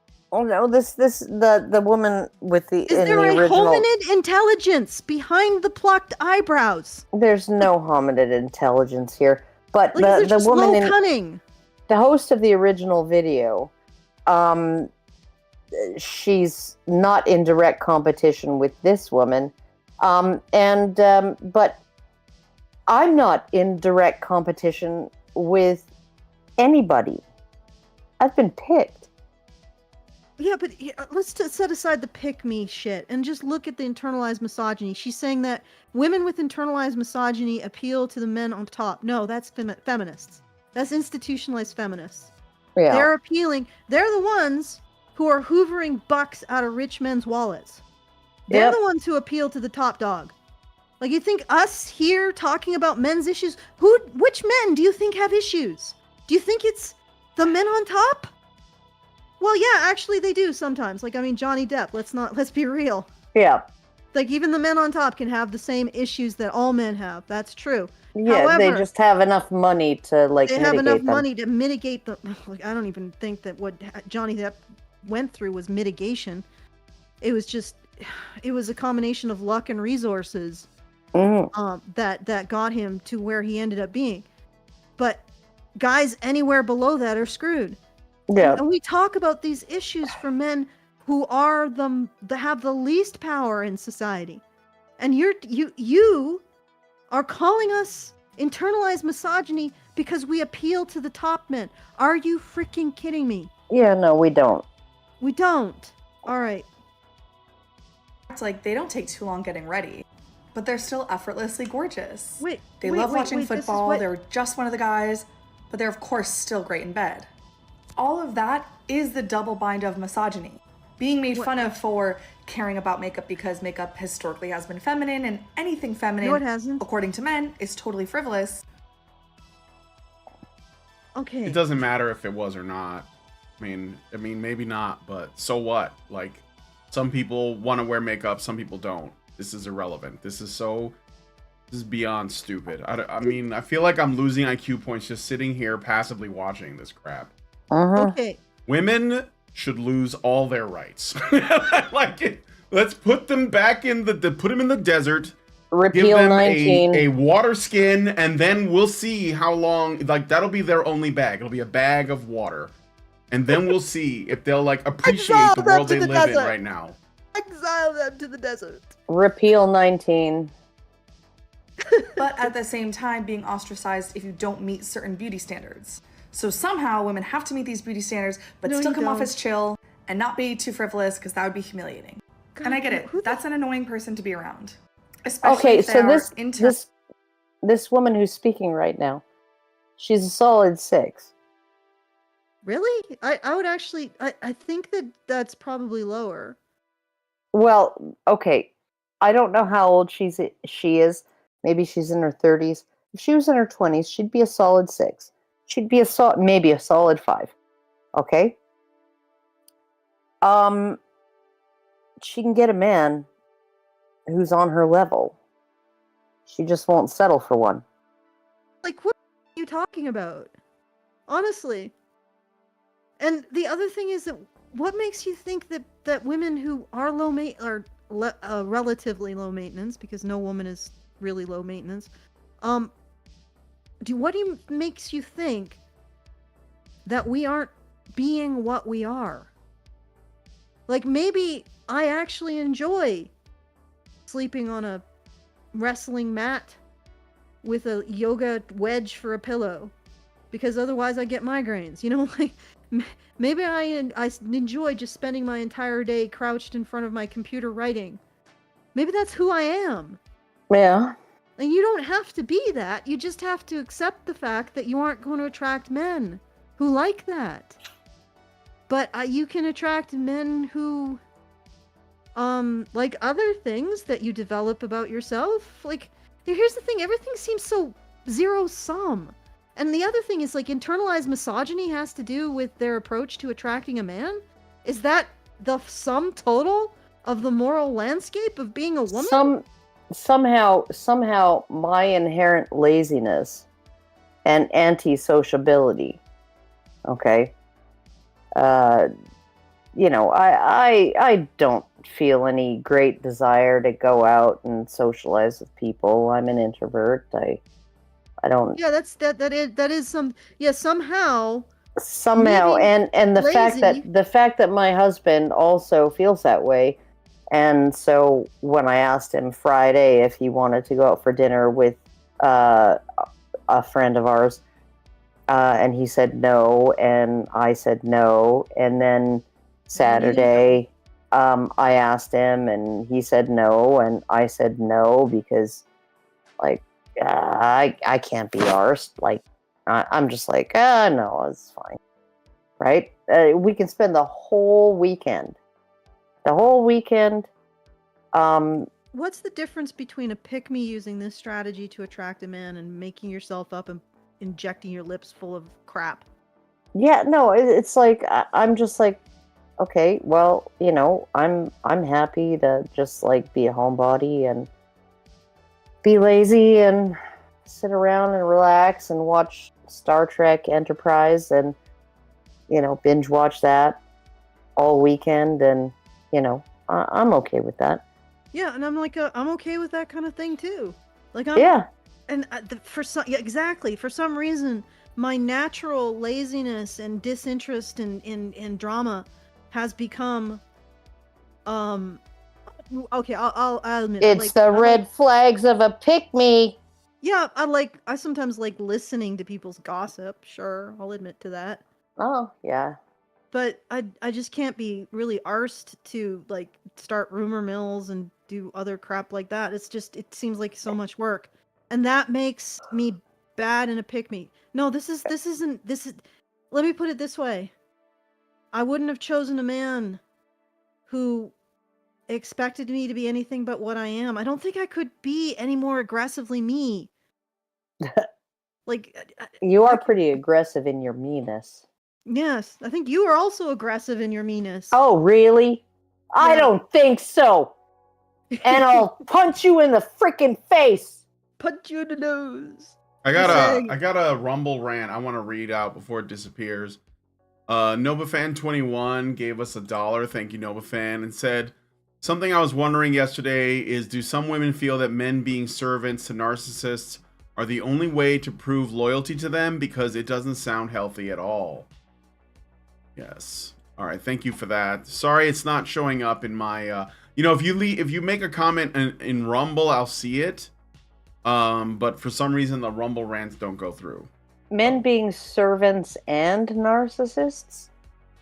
No, women servants being servants to narcissists. Oh, okay. No. Like, okay. I think this bitch thinks that. The only way to be a man is to be a servant to a narcissist. I'm not gonna argue that I don't have narcissistic tendencies. I think this is what happens when women buy into the idea that if they don't become absolute cutthroat materialists and treat all relationships as transactional, where the only goal is to figure out how you can get as much as you can out of it. That's not exactly transactional. I know what Karen's No, but this is, but it doesn't matter. They're being, like I said, cutthroat, like absolutely ruthless, you know, in their I wouldn't even call them relationships. But like this is what when you buy into the idea that you are entering a world that is hostile towards you just because of your gender, this is one of the coping strategies. Unfortunately, she is reacting to something that doesn't exist. Like men do not do this to women.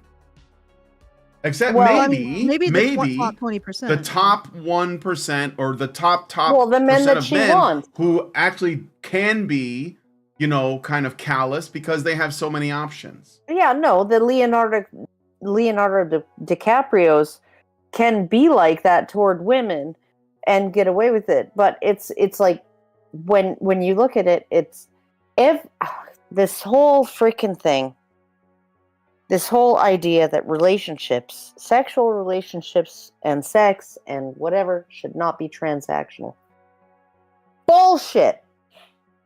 Bullshit. Every relationship is transactional. Every single one. Right?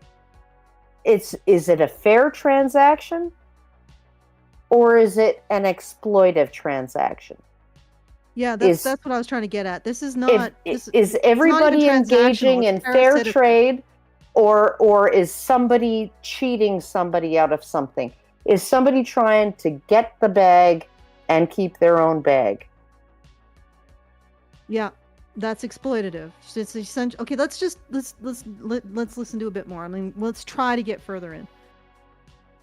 Turn undermining you and your femininity and the things you care about. But ultimately, they are victims of this patriarchy too. Oh, fuck off. And there's a reason that pick-me energy exists at scale, and it's so consistent everywhere, that it's always girls trying to be chill.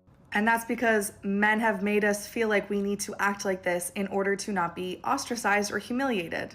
Okay, wait. Girls, well, she doesn't look like she's trying very hard. Women engage in intersexual competition. Men to blame. Okay, but is she wearing any makeup? I don't think so. So it's like, is she herself a pick-me? Yeah, I know. It's all very inconsistent. Like the whole thing with listening to these videos is a point is never made. Everything is contradicted. We just enter the amniotic fluid of idiocy for like 38 minutes. Oh God, is it 38 minutes long? Jesus fuck. Well, we're not going to do the full 38 minutes now. Okay, we're going to do another 20 minutes, and then I'm going to have a nap. No, we're not going to do another 20 minutes. There's no way we're doing another 20 minutes. I'm gonna do another 20 minutes of this show. And then I'm going to have a nap because I had a very disrupting morning, and... Yeah, no, understandable. No need to elaborate. All right. Okay. Cue up some more, Brian. And so ultimately, I think the people we need to be calling out is men. And I think we are to a certain extent. We are finally getting to a point societally where we can say, you know what? Makeup is not more frivolous than football. That was a really great video. And it totally explains...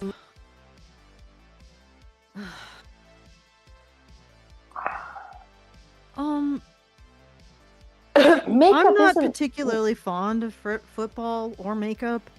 So maybe I could be the first. Makeup is a lie. Let's be honest about that. It's fine. You want to do it, so what? So is football, in the sense that if you're talking American football or Canadian football, right? What is football? It is literally mock war where one state tries to conquer the other state's territory. Okay? All right, so it's a lie. It's ritual combat. It's not actual combat. It's mock combat. It's faux combat. Okay? So it's a lie, and it appeals to men. Makeup is also a lie. It appeals to women. Right? Some women really like mock ritual combat. And that's okay because they're allowed to like it. Like, what is she saying? What is she saying? That if you like watching hockey, that if you get excited, that if you get so fucking mad, you know what this all is? About Dan Cloutier in the Vancouver Canucks, okay? This goalie, this fucking fragile, psychologically freaking fragile goalie. He was like spun glass. His psyche was like spun glass. Okay, this guy had the most shutouts ever. Most shutouts of every season he ever played.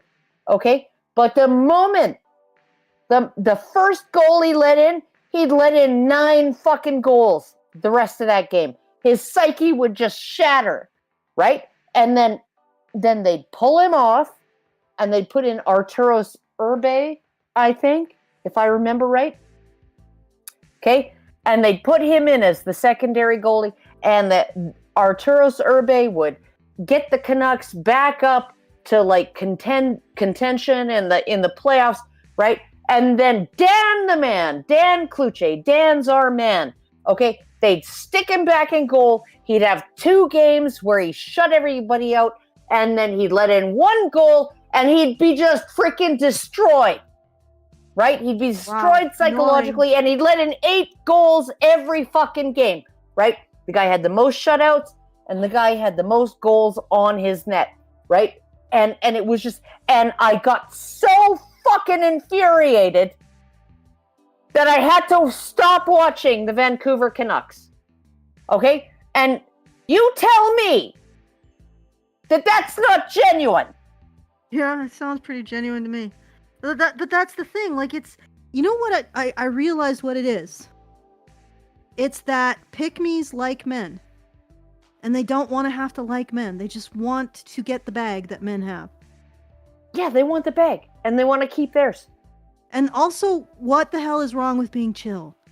I like to be around women who are chill.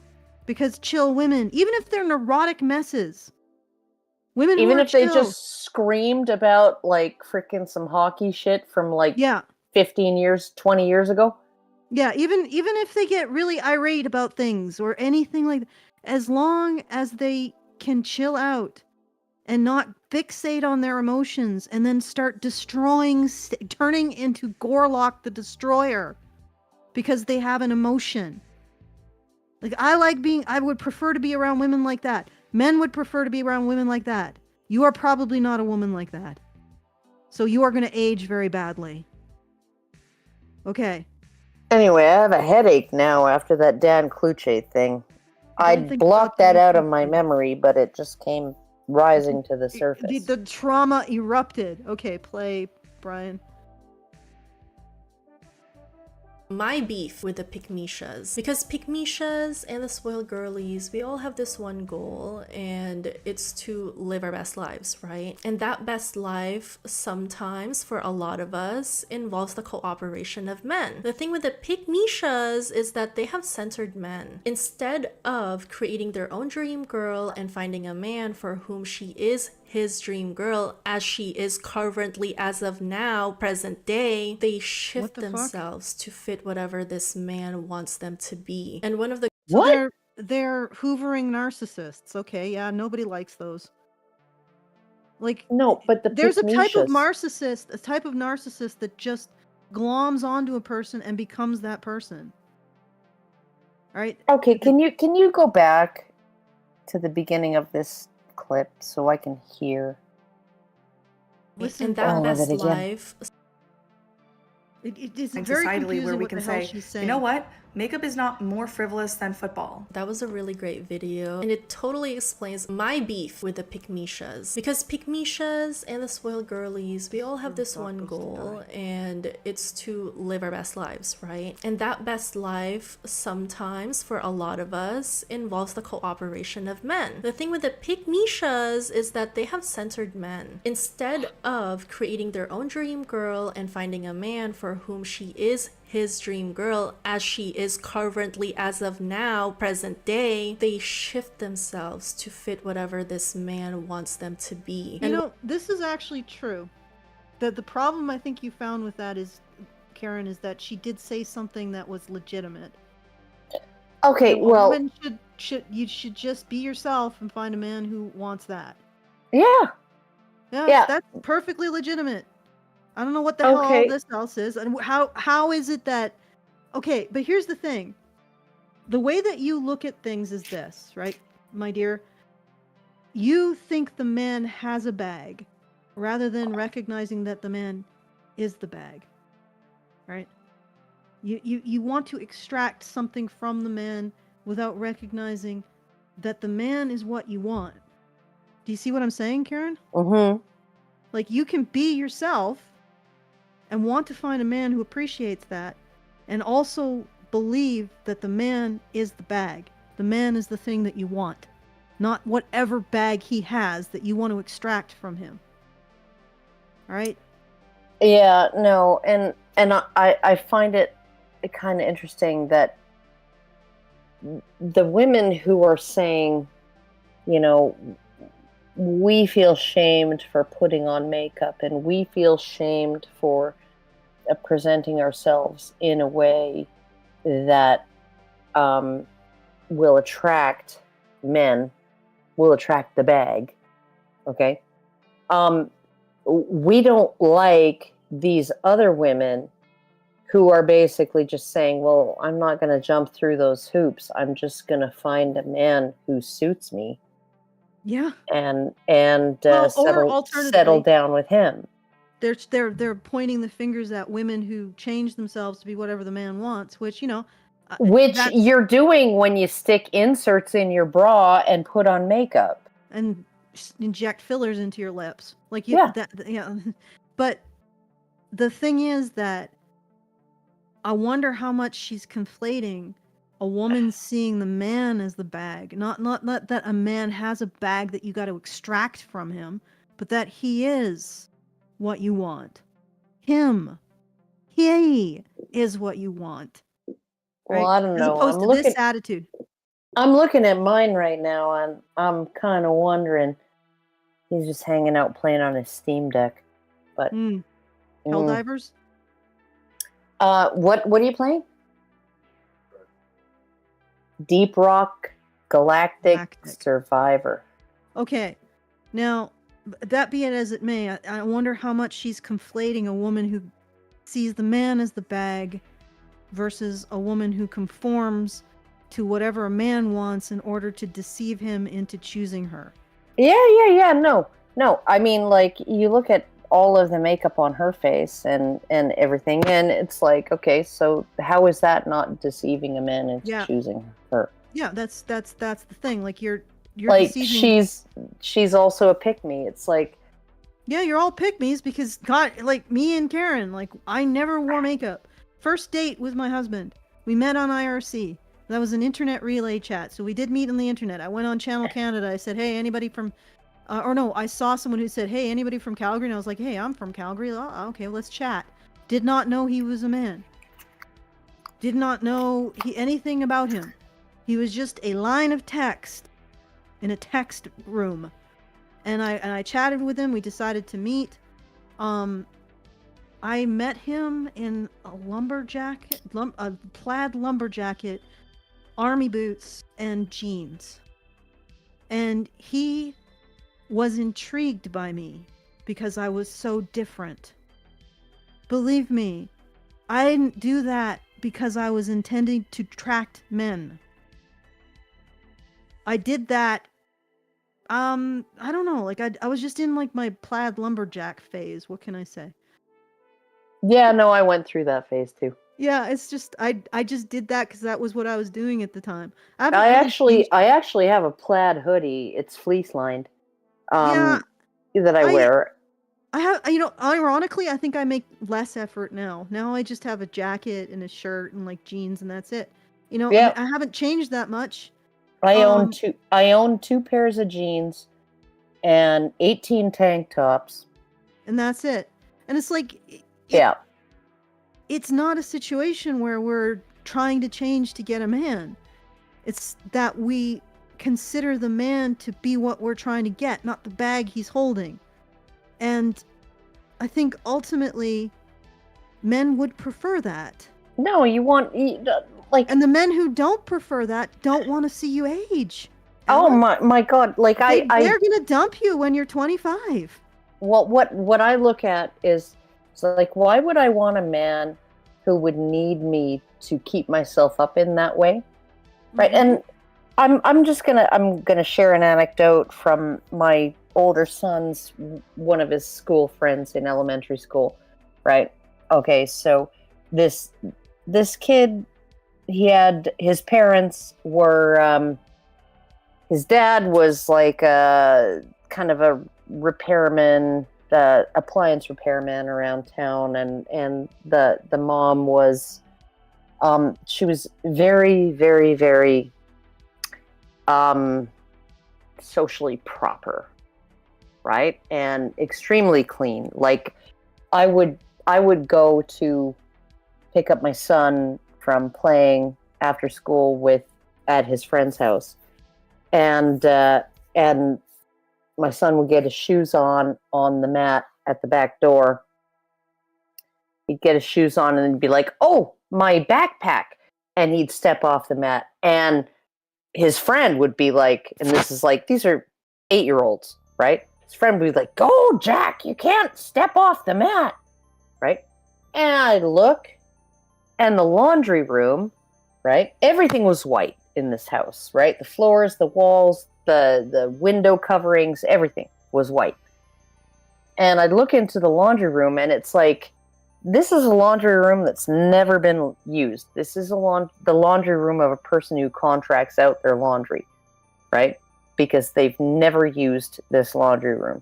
It is stunning, absolutely pristine, shiny. Everything's gorgeous, right? Like, it's cleaner than the cleanest house in my home right after I cleaned it.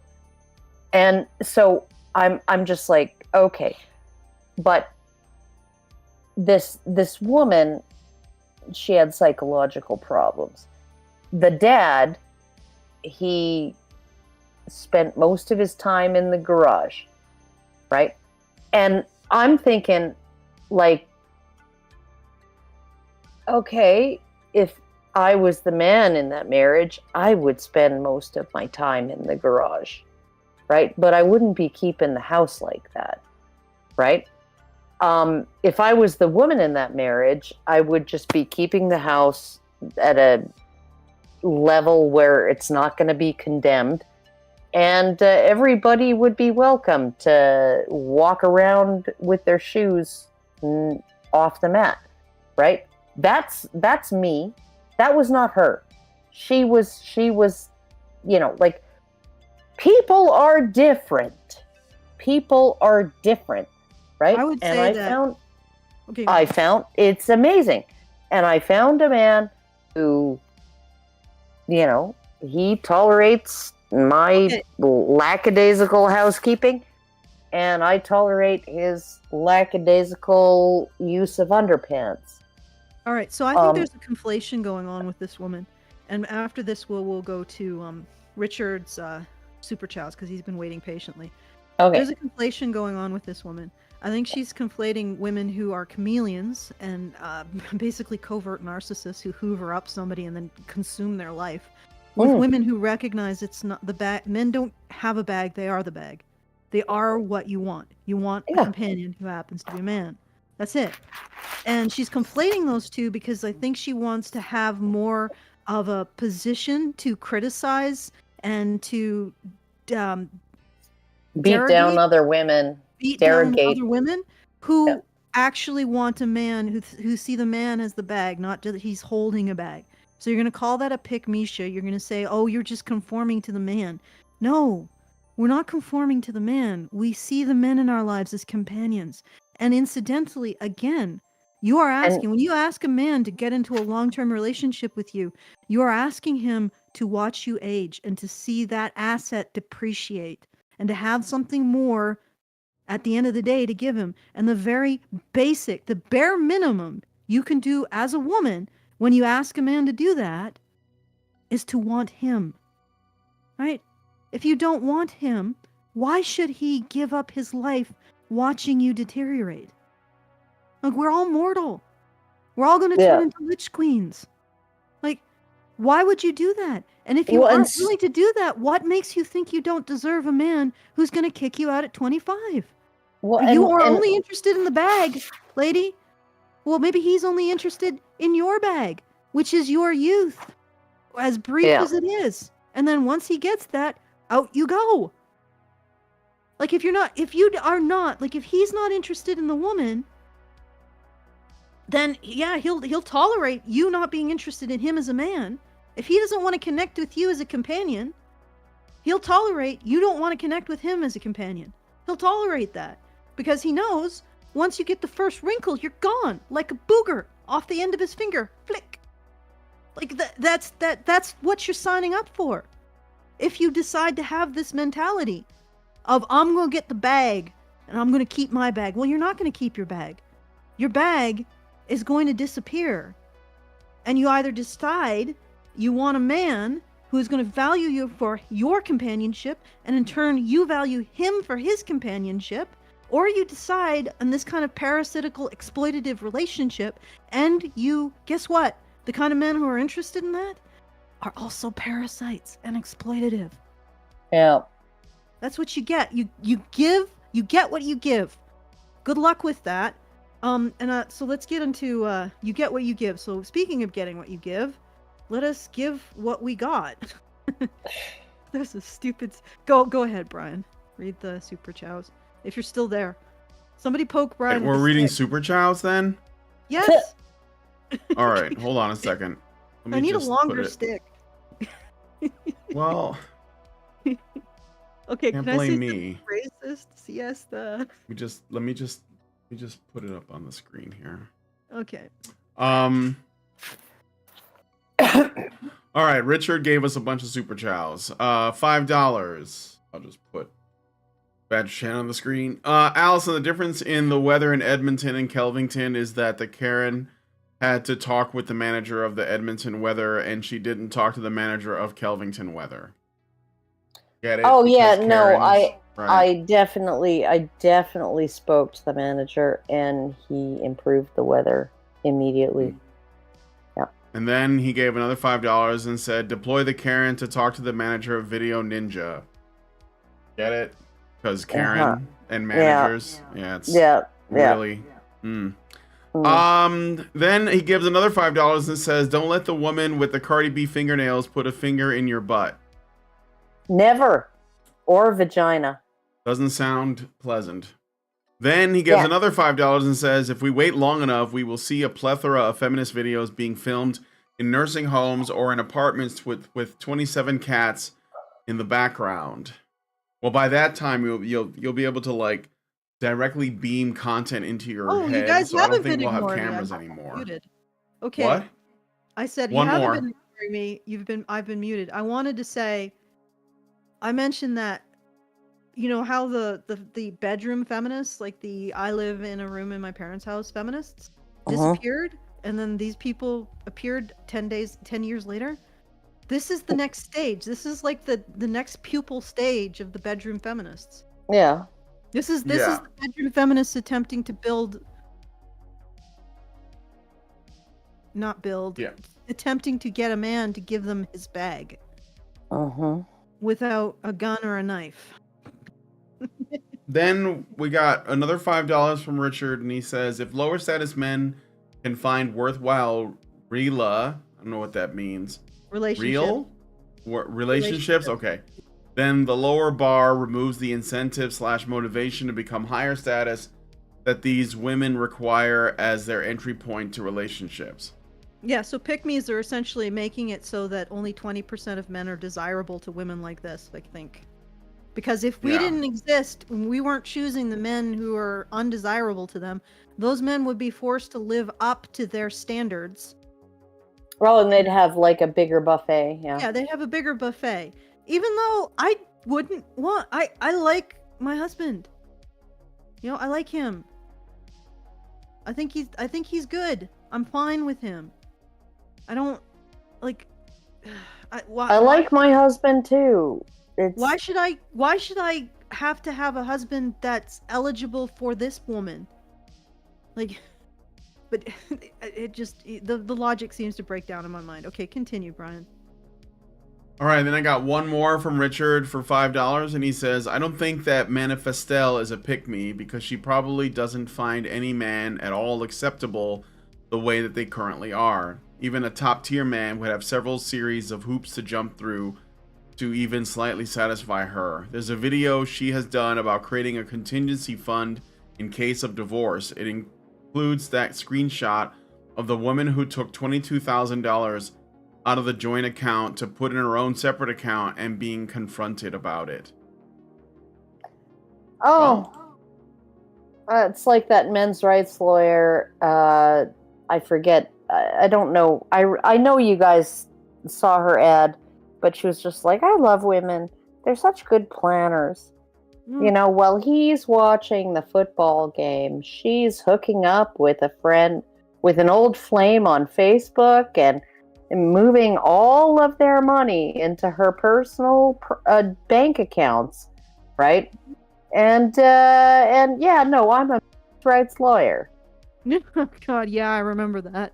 Yeah, and yeah, terrifying. no, and it's like literally that's what women often do. So yeah, and yeah, that makes her sort of even more despicable. So I think that she's conflating the legitimate, like criticism of women who sort of become chameleons and just become the person that they're with. Well, she can't use the term chameleons because that's a red pill term. That's a manosphere term. Okay, well, okay, fair enough. But that she's conflating chameleons with women who have decided that the man is the bag, he's not that he's carrying a bag, you know what I mean? That you want to have a companion who happens to be a man. And I think she's conflating the two in order to condemn, B by conflating it with A. So yeah, no, and I guess she's saying that there's no women who can just want men as companions and enjoy the things that men do. Yeah, no, and what's infuriating to me is her idea that you have to go for the bag and not give up your bag. And also you shouldn't invest anything in any man, right? He should just be like up to snuff on his own. And it's like, no, that's okay. Why would any man want a woman whose attitude is like that?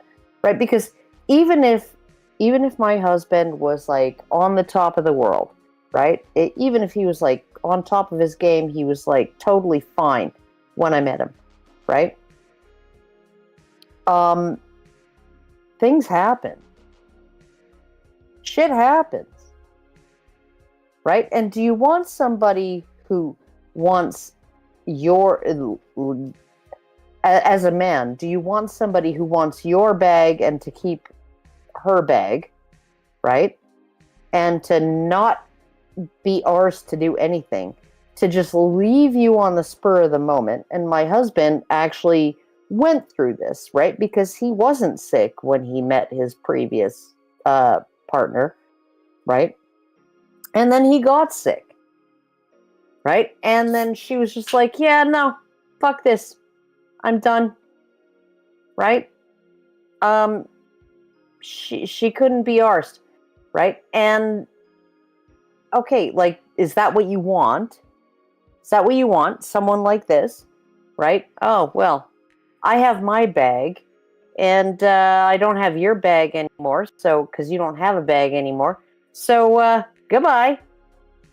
And fuck yourself. Go fuck yourself. And, like, this is what he went through. This is why it was so difficult to convince him that he could trust me, right? So here I am, right, as a woman, and all of these freaking bitches who treat men like this, right, they're saying, ooh, pick-mes harm women. Well, you know what harmed me? you know what made me have to go through a knockdown, drag out freaking campaign, right? To convince a man that I was really interested in, that I really liked, that he could trust me enough to form a long-term relationship with me. And now, a year and a half of that, right? 4 breakups, right? And reconciliations, right? You know what did that? You! Someone like you! You know what made me have to go through that? You! Yeah. You fucking whore!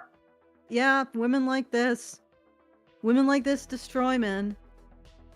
and then I have to go in, and it's not like I had to pick up pieces, because he would have been, he would have been able to, go on, maybe not, with his illness or whatever, right? But, he didn't have to bet on me. And maybe he would have been okay. But I had to prove. I spent a year and a fucking half proving to him that I was not going to leave him because he was sick. I was not going to leave him because he wasn't perfect. I was not going to leave him because I had another option. I was not going to leave him because he didn't earn enough. I was not going to leave him for any of those reasons. I was committed to the relationship, right? Because I liked him, right? And it took for fucking ever to prove that to him. And it's because someone like this cunt had her way with him. Yeah. And she's probably going to destroy other good men. And, yeah. And the irony is she points to people like us and says, you're the ones who are, no, it's you. It's just interesting. It's just interesting that she's not blaming men. Because that's the usual thing, right? I mean, there was a little bit of male blame, but now we're going with the pick-mes. But guess what? I'm okay with that. If you blame pick-mes for your problems, at least you're not blaming men. Yeah. So it's a net gain, don't you think? Yeah. I think she is blaming. No, I think she is blaming men. Well, she's trying to, because she's trying to, in the end, she's blaming patriarchy and the tastes are of men. victims. Oh my God, men have preferences. Heaven forfend. Yeah, men want to be with women who actually want to be with men, and actually appreciate their companionship for what it's worth. Shock. Yeah.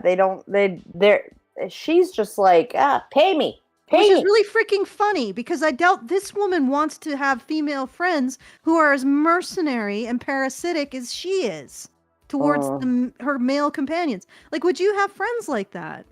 Would you want to have high maintenance friends? Like, someone goes over to Elle and she's like, Elle, girlfriend, you're just not worth me, so you're gonna have to bring something more. If we're gonna have a girl date, you're gonna be paying, and I want a present. You're going to need to make sure that you bring me something, and I want some cash to spend at the end. So you're going to pay for everything, and I'm going to decide what we're doing, not you. I am, because my time is worth so much more than yours, Elle. You are benefited by my presence. My presence gives you something, but I don't get anything from your presence. Your presence is worthless, Elle. It's absolutely, So now you need to pay for my presence. Now you need to pay for my friendship. And you better bring that bag, Elle, because if you don't give me your bag, you don't deserve me as your girlfriend. Would she tolerate that? And yet that's what she's expecting a man to tolerate in a long-term partnership with a person who is supposed to build a life with him. Ugh. Yeah. You are selfish. And the fact is, you are riding your looks because it's all you got. You can't even offer a man wanting to be with a man. You'll be with a man, but you won't want to be with a man. You'll be feeling his back pocket for his wallet the entire time. And again, she would not tolerate this from another woman. She doesn't want the kind of woman she wants to be in a relationship. She wouldn't tolerate as a friend. No. So she doesn't even want herself as a friend. Like that is some weird level of covert self-hatred that has to be. There's got to be a word for it. It's got to go into the diagnostic manual. Confession through projection. Yeah, maybe. All right, I'm done. Let's okay, guys. I'll do the thing. So, once again, we are doing the monthly fundraiser, so please go to feedthebadger.com/support and help us out. I guess I'll have to do some arm twisting later in the month to make sure you guys remember that if you don't help us, we don't exist, because you are our sponsors. You are our ad revenue.